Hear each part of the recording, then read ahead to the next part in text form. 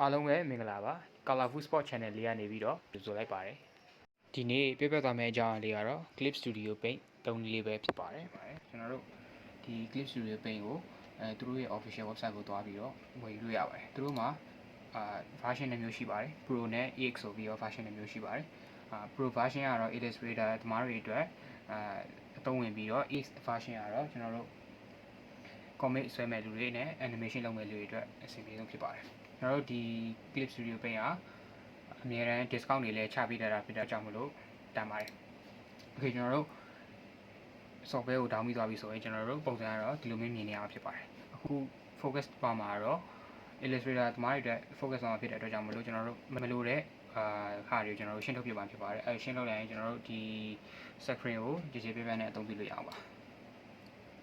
ဒါတွေလို့ဒီဟာတွေကျွန်တော်တို့အကုန်ထုတ်လိုက်ပါမယ်ထုတ်တဲ့အခါမှာအပြင်ကိုဆွဲထုတ်ပြီးတော့အမားလေးကိုနှိပ်လိုက်ရင်ရပါပြီ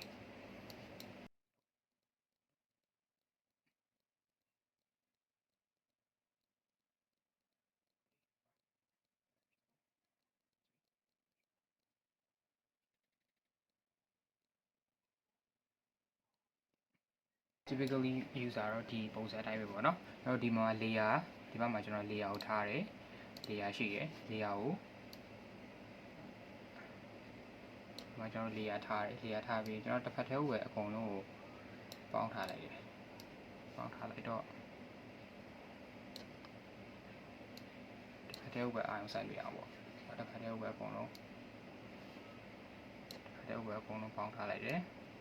အဲဆိုရင်ကျွန်တော်တို့ဒီဘက်မှာတစ်ချမ်းလုံးမှာတီတီချာဆွဲလို့ရသွားပြီပေါ့ Okay ကျွန်တော်အခု file မှာကျွန်တော်တို့ဒီ canvas အသစ်တစ်ခုခေါ်မယ်ပေါ့ file ကိုသွား new ကိုနှိပ် new မှာကျွန်တော်တို့အပေါ်မှာ use of focus အပေါ်မှာကျတော့ကျွန်တော်တို့ပုံဆွဲမယ်ဆိုရင်ဒီဟာလေးဒါကကျတော့ကျွန်တော်တို့comic သမားတွေအတွက်ဒီကနောက်ဆုံးဟာကျတော့ကျွန်တော်တို့ animation အတွက်ပေါ့ animation အတွက်ကျွန်တော်တို့အခု view illustration ပဲလုပ်မဲ့အတွက်ကြောင့်မလို့ကျွန်တော်တို့ဒီပထမဆုံးဟောင်းရေးမယ်ရေးပြီးတော့ width နဲ့ height နဲ့ကိုကျွန်တော်တို့ pixel နဲ့ဖြစ်ဖြစ် inch နဲ့ပဲဖြစ်ဖြစ်တစ်ခုခုနဲ့ထားပြီးတော့ရေးမယ်ပြီးရင်ကျွန်တော်တို့ဒီအခုဆွဲမဲ့ဟာက print ထုတ်မှာဆိုရင်တော့ကျွန်တော်တို့ resolution ကို300 dpi နဲ့အထက်ကိုထားပါမယ်တကယ်လို့digital အနေနဲ့ပဲထားမယ်ဆိုရင်တော့ကျွန်တော်တို့72ဒါမှမဟုတ်144နဲ့ဆိုရင်လုံလောက်ပါတယ်ကျွန်တော်တို့ okay ကိုနှိပ်လိုက်ပြီဆိုရင်ကျွန်တော်တို့ canvas တစ်ခုပေါ်လာပါလိမ့်မယ်ကျွန်တော်တို့အခုဒီ workspace ကကျွန်တော်တို့စီးပြီးသွားပြီဆိုရင်နောက်တစ်ခါပြန်လာလဲဒီ workspace ပဲကိုလိုချင်တယ်ဆိုရင်ကျွန်တော်တို့ဘယ်လိုလုပ်ရမလဲဆိုတော့ window ကိုသွား workspace ကိုနှိပ် workspace နဲ့အခုလုပ်ထားတဲ့ workspace ကို register လုပ်လို့ရပါတယ်အခု register workspace ကိုနှိပ်ပြီးရင်ကျွန်တော်တို့ okay နှိပ်လိုက်ပြီဆိုရင်ကျွန်တော်တို့ workspace တစ်ခုရသွားပါလိမ့်မယ်တကယ်လို့အကြောင်းကြောင့်workspace ကအရင်တိုင်းပြန်ဖြစ်သွားခဲ့တယ်ဆိုရင်ကျွန်တော်တို့ဒီ workspace ကိုပြန်လာပြီးတော့ဒီမှာခုနကျွန်တော်တို့မှတ်ခဲ့တဲ့အတိုင်းဟာလေးကိုပြန်နှိပ်လိုက်ပြီဆိုရင်ကျွန်တော်တို့ဒီဟာကိုပဲပြန်ရပါလိမ့်မယ် Okay နောက်တစ်ခုပြောချင်တာကကျွန်တော်တို့ brush တွေအကြောင်းပါ brush တွေမှာကအခုဒီနောက်ဆုံး Clip Studio Paint က Photoshop brush တွေကိုလည်းsupport ပေးပါတယ်အဲ့တော့ကျွန်တော်တို့ဒါကိုဘယ်လိုထည့်လို့ရမလဲဆိုတော့ကျွန်တော်ပြပါမယ်အခုကျွန်တော်တို့ file က folder ကိုသွားပြီးတော့ဒီမှာကျွန်တော်ရှိမှာအခု avr.avr နဲ့ Photoshop file တွေရှိပါတယ် Photoshop brush တွေရှိပါတယ် Okay ကျွန်တော်တို့ဒီမှာset 2ထဲမှာအခု brush ကိုရွေးမယ်ဒီ brush လေးကိုရွေးထားပြီးတော့ကျွန်တော်တို့အခုထည့်ခြင်းတဲ့ဟာလေးကို drag လုပ်ပြီးတော့ဒီမှာထည့်လိုက်တာနဲ့သူက auto import လုပ်နေပါလိမ့်မယ် Okay ကျွန်တော် import ပြီးသွားဆိုရင်အခုဒီက Photoshop brush တွေကိုအသုံးပြုလို့ရပါပြီ Photoshop brush တွေကိုအသုံးပြုလို့ရပါပြီ Okay နောက်တစ်ခုပြောချင်တာကတော့ကျွန်တော်တို့ဒီ Clip Studio Paint community ကြီးရဲ့အဲ့အတွက်ကြောင့်မလို့ကျွန်တော်တို့ဒီ user တွေကနေပြီးတော့သူတို့ရဲ့ကိုယ်ပိုင် brush လေးတွေကိုupload လုပ်ထားပေးတာရှိပါတယ်အဲ့ဒါလေးတွေကကျွန်တော်တို့ဒီ Clip Studio ရဲ့ fine brushes and model မှာရှိပါတယ်အခုဒီဟာတွေက free ဖြစ်ပြီးတော့paid version ဟာတွေကတော့ CP လို့ခေါ်တဲ့ clip လေးတွေနဲ့ဝယ်ပြီးအသုံးပြုရတာပါဒီမှာဆို 20cp အခုကျွန်တော်တို့ဒီမှာဆိုရင်အခုဒီမှာ free version ဆိုရင်အဲ့ဒါတောင်ဒီ brush လေးကြိုက်လို့တောင်းနေတယ်ဆိုရင်နှိပ်လိုက်ပြီးရင်ဒီမှာ download ဆိုတာလေးနှိပ်လိုက်ရပြီအခုကျွန်တော်ရှိမှာ re-download ပေါ်နေတာကြတော့ down ပြီးသားဖြစ်နေလို့ပါ Okay အဲ့ brush လေးကိုဘယ်လို import လုပ်ရလဲဆိုတော့ကျွန်တော်တို့ဒီ window ထဲကိုသွား window တွေက material ကိုသွား material မှာ download ဆိုတာလေးနှိပ်လိုက်ပါ download ဆိုတာလေးနှိပ်ခုနကျွန်တော်တို့ down ခဲ့တဲ့ဒီ brush လေးကိုမြင်ရပါလိမ့်မယ် brush လေးကိုမြင်ရပြီဆိုရင်ကိုကြိုက်တဲ့ brush category တွေကိုသွားပြီးတော့ဒီလိုလေး drag လုပ်ပြီးတော့ထည့်လိုက်ပါပဲထည့်လိုက်ပြီဆိုတော့ねကျွန်တော်တို့ဒီ brush လေးကိုစတင်အသုံးပြုလို့ရပါတယ် okay ကျွန်တော်တို့ခု brush အကြောင်းပြောပြီးသွားပြီဆိုတော့shortcut လေးတွေအကြောင်းကျွန်တော်နည်းနည်းပြောချင်ပါတယ် shortcut လေးတွေကတော့ကျွန်တော်အခုအများဆုံးအသုံးပြုတဲ့ shortcut လေးတွေကိုပြပြပေးသွားမှာဖြစ်ပါတယ်ပထမဆုံးကတော့ကျွန်တော်တို့ canvas ကိုရွှေ့ချင်တယ်ဆိုရင်ကျွန်တော်တို့ space ကိုနှိပ်ပြီးတော့ရွှေ့လို့ရပါတယ် space ကိုနှိပ်ပြီးတော့ရွှေ့လို့ရတယ်နောက်တစ်ခုကတော့ control နဲ့ alt နဲ့ control နဲ့ alt နဲ့ကဘာလုပ်တာလဲဆိုတော့ brush ရဲ့ size ကိုကြီးသေးလုပ်တာပါ control နဲ့ alt ကိုဖိပြီးတော့ pen လေးကိုချလိုက်မယ်ဆိုရင် brush ရဲ့ size ကိုကြီးသေးလုပ်လို့ရမယ်နောက်တစ်ခုကတော့ control space ကကျတော့ကျွန်တော်တို့ canvas ကို zoom ဆွဲတာပါ zoom ဆွဲတာပါနောက်တစ်ခုကကျတော့ alt ကကျတော့ဘာလုပ်တာလဲဆိုတော့ကျွန်တော်တို့color pick တာပေါ့နော်ကျွန်တော်တို့အခုဒီမှာဒီက color တစ်ခုကိုခြေလိုက်ပြီဆိုတော့ကျွန်တော်ဒီ color လေးကို pick ချင်တယ်ဆိုရင် alt လေးကိုဖိထားမယ်ဆိုတော့ကျွန်တော်တို့ကိုလိုချင်တဲ့ color လေးကို pick လို့ရပါတယ်နောက်တစ်ခုကတော့ shift space ကဘာလုပ်တာလဲဆိုတော့ကျွန်တော်တို့ဒီ canvas ကို rotate လုပ်တာပါဒါကတော့ဖိထားပြီဆိုရင်ကျွန်တော်တို့ canvas လေးကို rotate လုပ်လို့ရပါမယ်နောက်တစ်ခုကတော့ကျွန်တော်တို့ brush ရဲ့ shortcut brush ရဲ့ shortcut ကျတော့ B ကျွန်တော် B ကိုနှိပ်လိုက်ရင် brush ရဲ့ shortcut ရောက်သွားပါလိမ့်မယ်ကျွန်တော်တို့ဒီပေါ့original မှာကျွန်တော်တို့ဒီ brush ကဒီ3ခုကိုသူကတစ်ခါလေး link လုပ်ထားတဲ့အတွက်ကြောင့်မလို့ brush တစ်ခါနှိပ်တိုင်းဒီ3ခုကိုတစ်ခုစီကြောင်းနေပါလိမ့်မယ်နောက်တစ်ခုကတော့ pen ပေါ့ P ကိုနှိပ်လိုက်မယ်ဆိုရင်ကျွန်တော်တို့ pen ကိုရောက်သွားလိမ့်မယ်နောက်တစ်ခု E ကတော့ကျွန်တော်တို့ eraser ပေါ့ခဲဖြတ်ပေါ့နောက်တစ်ခုကကြတော့ကျွန်တော်တို့ C ကသူကဘာလုပ်တာလဲဆိုတော့ဥပမာကျွန်တော်တို့ဒီ brush မှာဒီ brush လေးကိုပဲကျွန်တော်တို့ခဲဖြတ်နေနဲ့ပဲအသုံးပြုချင်တယ်ဆိုရင်ကျွန်တော်တို့ C ကိုနှိပ်လိုက်ပါ C ကိုနှိပ်လိုက်မယ်ဆိုရင်ကျွန်တော်တို့ဒီမှာဒီနေရာလေးမှာဟိုအောက်က transparent လေးရောက်သွားမယ်ဆိုရင်ကျွန်တော်တို့ brush က eraser သဘောမျိုးဖြစ်သွားပါလိမ့်မယ် Okay ကျွန်တော်တို့နောက်တစ်ခုပြောချင်တာကတော့ကျွန်တော်တို့ layer အကြောင်းပေါ့ layer မှာကျွန်တော်တို့ဒီမှာ layer မှာဆိုတော့ကျွန်တော်တို့ဒီ Clip Studio Paint က factor layer လည်း support ပေးတယ်ပြီးနောက်တစ်ခုကကျတော့ကျွန်တော်တို့ 3D material လေး support ပေးပါတယ်ဒီနှစ်ခုတော့ကျွန်တော်တို့နောက် video တစ်ခုမှာအသေးစိတ်ရှင်းပြပါမယ်အခုကျွန်တော်တို့ဒီဟာလေးနှိပ်လိုက်မယ်ဆိုတော့ဒါက new raster layer new layer ခေါ်တာပေါ့ဒီဟာလေးက new layer ခေါ်တယ်နောက်တော့ဒီ layer လေးရဲ့ effect လေးတွေကိုကျွန်တော်တို့ကြည့်လို့ရပါတယ်အခုဒီ layer လေးရဲ့ effect လေးတွေကိုဘယ်မှာကြည့်လို့ရမလဲဆိုတော့ဒီမှာ normal ဒီမှာကျွန်တော်တို့ဒီမှာ layer effect လေးရှိပါတယ် layer effect လေးရှိပါတယ်အခုဒီမှာကျွန်တော်ဆွဲလိုက်မယ် new layer ပေါ်မယ် layer ပေါ်မှာဒီကိုထပ်ဆွဲမယ်ပြီးရင်ဒီ layer ကိုကျွန်တော်တို့ပုံစံပြောင်းပြီးကျွန်တော်တို့ကြည့်ရပါတယ် okay အဲ့တော့ကျွန်တော်တို့ layer effect ပါ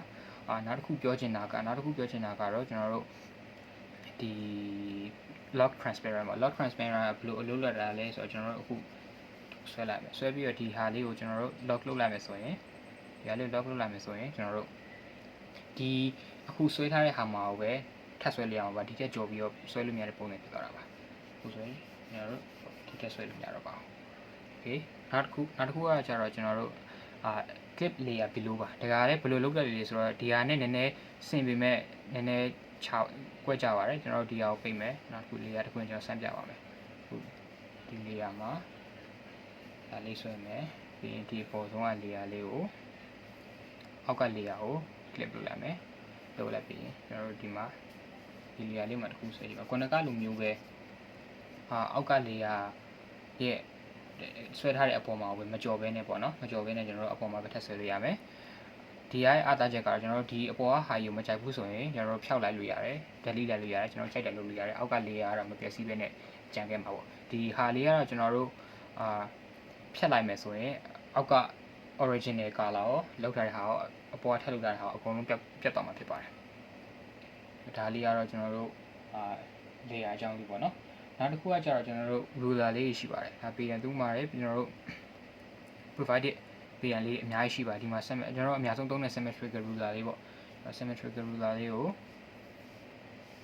ဆွဲမယ်ဆွဲပြီးသွားပြီဆိုရင်ကျွန်တော်တို့ symmetrical ruler လေးသုံးရပြီပေါ့တကယ်လို့အခုသုံးတဲ့ symmetrical ruler လေးကိုဖြတ်ချင်တယ်ဆိုရင်ကျွန်တော်တို့ဒီ symmetrical ruler လေးကိုနှိပ်ပြီးရင်ကျွန်တော်တို့ delete လိုက်ပြီဆိုတော့ symmetrical ruler လေးပြတ်ပြီကျွန်တော်တို့ဒီခုနက illustration လေးတော့ကျန်ခဲ့မှာဖြစ်ပါတယ်ဒါruler ပါနောက်တစ်ခုကကျတော့ lasso tool ပါ lasso tool ကကျွန်တော်တို့ Photoshop တွေမှာလည်းရှိပြီးသားဟာမျိုးပေါ့အခု lasso tool နဲ့ဆိုရင်ကျွန်တော်တို့တစ်ခုခုကို select မှတ်မယ် select မှတ်ပြီးအဲ့ select မှတ်ထားတဲ့ဟာအတွင်းထဲမှာပဲကျွန်တော်တို့ဖြတ်လို့ရမယ်ပေါ့ဥပမာဆိုရင်ဒီမှာဆိုရင်ကျွန်တော်တို့ဒီ select ရှိဒီ select ကကျွန်တော်အခုမှတ်ထားတဲ့ဟာကိုချက်ချင်းတက်ဖြောင်းပါဒီ select နောက်တစ်ခုဒီ crop ဆိုတဲ့ဟာလေးကတော့ကျွန်တော်တို့အခုဒီမှတ်ထားတဲ့ဟာကိုပဲ crop ပြီးတော့ဒီ canvas ကြီးတစ်ခုလုံးဒီနေရာလေးပဲ copy ချခဲ့မှာပေါ့နော်နောက်တစ်ခု invert ကကျတော့ကျွန်တော်တို့ဒီအခု select မှတ်ထားတဲ့ဟာကိုကြော်ပြီးတော့တခြားဟာတွေကို select မှတ်မယ်ဒါပေမဲ့ဒီနေရာလေးကိုပဲခြားထားမယ် invite လုပ်လိုက်တာပေါ့ဖြောင်းပြန်လုပ်လိုက်တာပေါ့နောက်ဒီတစ်ခုexpand ကျတော့ကျွန်တော်အခုဆွဲထားလာဆိုလေးကိုမှနည်းနည်းထပ်ချဲ့တဲ့ပုံစံမျိုးပေါ့ထပ်ချဲ့တဲ့ပုံစံမျိုးနောက်တစ်ခုဒီ shrink layer ကျတော့ခုနကရှေ့က expand နဲ့ဖြောင်းပြန်ပေါ့ကျွန်တော်တို့လည်းအတွင်းထဲကို shrink လုပ်လိုက်တာနောက်တစ်ခု layout selection ကကျွန်တော်အခုမှတ်ထားတဲ့ဟာရဲ့အပြင်ဘက်ကိုဖြတ်ချလိုက်တာပါ okay နောက်တစ်ခုကကျတော့delete ပေါ့ဒီ delete ကကျတော့ကျွန်တော်တို့အခုဒီ delete ကိုနှိပ်လိုက်မယ်ဆိုရင်အခုခုနက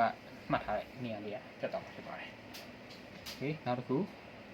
ဒါကတော့ကျွန်တော်တို့ဒီအမြဲသုံးနေလားဆိုတဲ့ဟာလေးတွေပေါ့နော်ဒီနောက်တစ်ခုကကျွန်တော်တို့ transform tool လေးပြောချင်ပါတယ်အခု transform မှာအခုကျွန်တော်တို့ဒီဟာလေးကိုမှတ်ပြီးတော့ control ရဲ့ T ကိုနှိပ်လိုက်မယ်ဆိုရင်ကျွန်တော်တို့ဒီဟာလေးကျွန်တော် transform လုပ်ရပါမယ်ဟောကြိုက်တယ်လို့မျိုး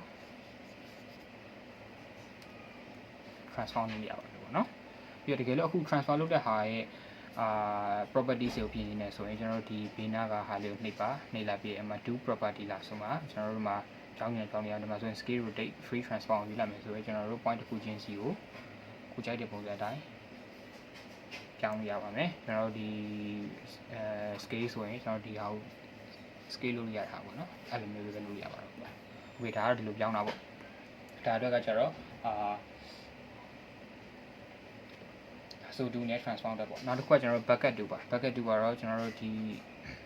commit သမားတွေအတွက်အဆင်ပြေအောင်လို့သူတို့ရဲ့ bucket do ကတော်တော်ကောင်းပါတယ်နောက်အခုဆန်းပြပါမယ်အခုကျွန်တော်တို့ brush တစ်ခုကိုယူလိုက်ပါမယ် so from brush ယူလိုက်မယ်ကျွန်တော်အခု so one လေးဆွဲမယ်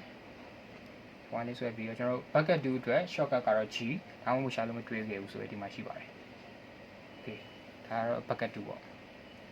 ဒီ bucket 2မှာကိုကြိုက်တဲ့ color လေးကိုရွေးကိုကြိုက်တဲ့ color လေးကိုရွေးပြီးတော့နှိပ်လိုက်မယ်ဆိုရင်တော့ဖြစ်ပြီပါဒီ Clip Studio Paint ရဲ့ bucket 2ရဲ့ထူးခြားချက်ကဘာလဲဆိုတော့ကျွန်တော်တို့အကယ်၍ကျွန်တော်တို့ဆွဲတဲ့ software ကတကယ်လို့ဟာလေးရှိနေခဲ့ဟာလေးအမျိုးလေးရှိနေခဲ့ပြီဆိုရင်ကျွန်တော်တို့အဲ့ဒါလေးကိုသူတို့က auto ဖြည့်ပေးရဘယ်လိုလုပ်ရလဲဆိုတော့ကျွန်တော်တို့ bucket 2လေးကိုသွား bucket 2လေးကိုသွားပြီးတော့ကျွန်တော်တို့ဒီမှာ bucket 2လေးရဲ့ setting နဲ့ဝင်ပြီးကျွန်တော် close cap ဆိုတာရှိပါတယ်အဲ့ဒါလေးကိုဆုံးဖြတ်မြင်ပေးထားမယ်ဆိုရင်ကျွန်တော်တို့ဒီဘက်ကဟာလေးကိုချီကိုနှိပ်လိုက်မယ်ဆိုရင်တကယ်လို့ gap ဖြစ်နေလဲပေါ့သူကလုံးဝအပြည့်ကိုဖြည့်ပေးပါတယ်နောက်ပြီးကျွန်တော်တို့ဒီ bucket 2ကrefer other layer လေးကိုပြပြချင်ပါတယ်အခု refer other layer သူကဘာလို့ရလဲဆိုတော့ကျွန်တော်တို့အခုbrush နဲ့ကျွန်တော်တို့တစ်ခုဆွဲလိုက်မယ်ဆွဲပြီးသွားပြီဆိုရင်ကျွန်တော်တို့အခုဒါကတော့ကျွန်တော် sketch layer ပေါ့နော်အခုနောက်တစ်ခုပေါ်မယ်ပေါ်ပြီးတော့ချီကိုနှိပ်မယ်ချီကိုနှိပ်ပြီး refer other layer ကိုရွေးပြီးတော့အောက်က sketch layer ကိုပဲသူကမှတ်ထားပြီးကျွန်တော်တို့တခြား layer တစ်ခုခုမှာဆွဲလိုက်မယ်ဆိုရင်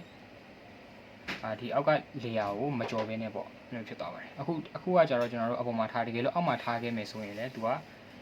ရပါတယ်အခုကျွန်တော်အခုဒါ sketch layer ရဲ့အောက်မှာ layer တစ်ခုပေါ်လိုက်တယ်ပေါ်ပြီးတော့ကျွန်တော် bucket 2နဲ့ဖြည့်လိုက်တယ်အဲ့တော့ဒီ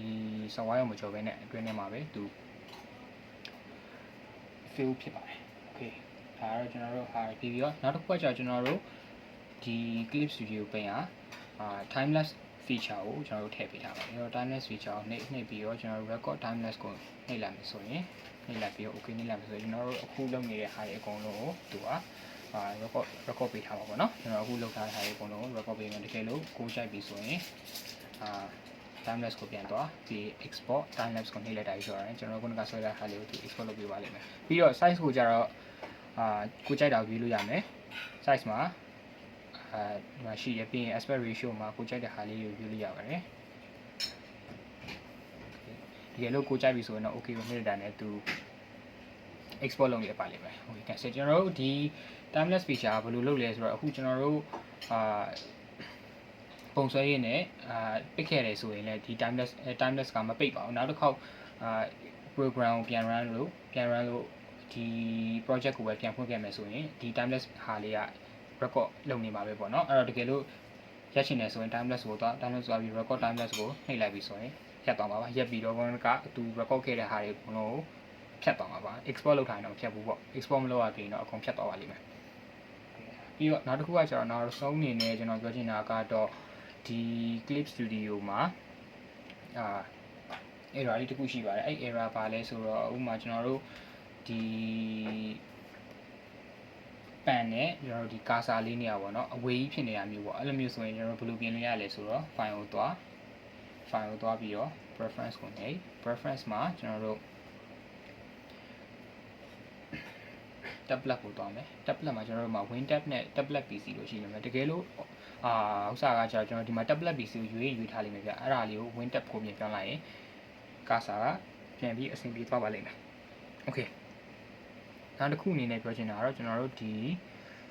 ဟာလေးပေါ့ဒီဟာလေးကျွန်တော်ဗာလဲဆိုတော့ကျွန်တော်ဒီမှာ shape တွေပါတွေကိုအလွယ်တကူဆွဲချင်တယ်ဆိုရင်ဒီမှာဒီဟာလေးကိုနေပြီးကျွန်တော်တို့အလွယ်တကူ shape တွေဆွဲလို့ရပါတယ်ဒီမှာ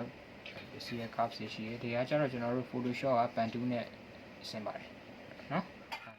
ကျွန်တော်တို့ channel က content တွေကိုစိတ်ဝင်စားရင် subscribe like နဲ့ notification လေးကိုဖွင့်ဖို့မမေ့ပါနဲ့เนาะကဲအားလုံးပဲနောက်တစ်ပတ်မှာတွေ့ကြတာပေါ့